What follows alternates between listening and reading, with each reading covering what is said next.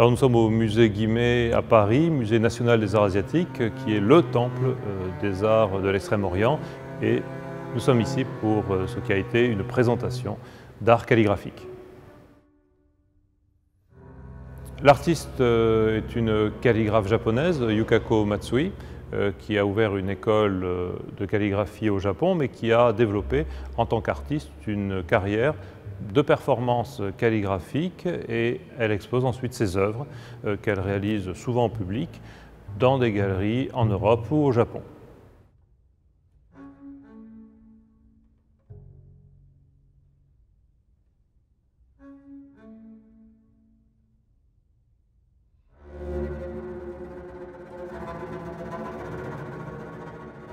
Alors nous avons inventé le concept de cliographie avec Yukako Matsui. Il s'agit de Clio, la muse de l'histoire, que nous faisons illustrer par les calligraphies qu'elle exécute. Et selon les thèmes, les personnages, les lieux, les inspirations changent. Et nous avons déjà présenté des cliographies dans des musées comme le musée Toulouse-Lautrec à Albi, le musée Soulages à Rodez, le château de Versailles récemment et aujourd'hui le musée Guimet à Paris.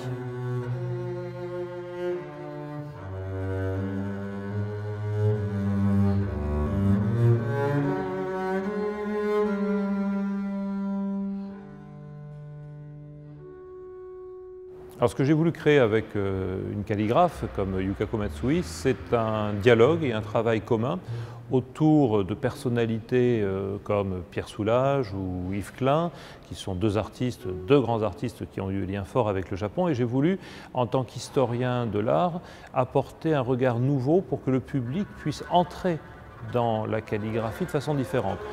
Un occidental ne comprend pas les signes qui sont tracés devant lui, il voit le mouvement, il voit l'ensemble, l'équilibre, il peut déjà être touché par cela, mais le sens lui échappe. Donc il s'agit de lui ouvrir les portes du sens, mais aussi de lui montrer que la calligraphie orientale, extrême orientale, peut être abstraite. Et à ce moment-là, on a des œuvres que même les Japonais ne pourraient pas lire et qui sont à ce moment-là universelles, puisqu'elles échappent à un langage d'un pays en particulier pour devenir le langage de l'humanité.